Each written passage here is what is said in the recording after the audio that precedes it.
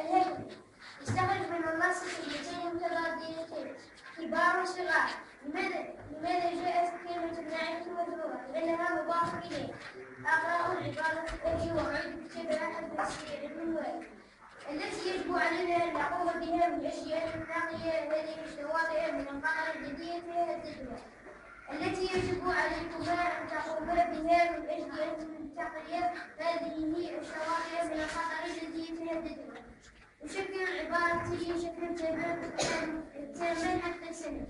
العمل العديدي السعيد يشتغل من النص من السند حسب الجسد.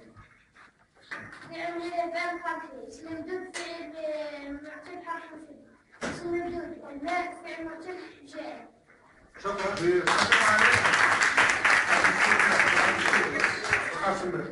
ولا عمر ولا محمد ولا لفظ. بسم الله الرحمن الرحيم. اتفقت الجماعة على أن يكون الجواب كالتالي.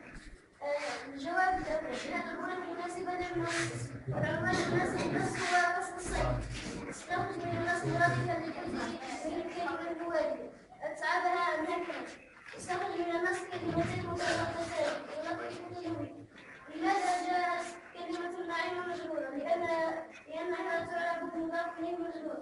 أقرأ العبارة التي وعدت كلمة التي يجب علينا أن نقوم بها من أجل أن نقي هذه الشواطئ من المخاطر التي يتهدد. التي يجب عليكما أن نقوم بها من أجل أن نقي هذه الشواطئ من الخطر الذي يتهدد. اشكل العبارة التالية شكلا تاما حسب السنة.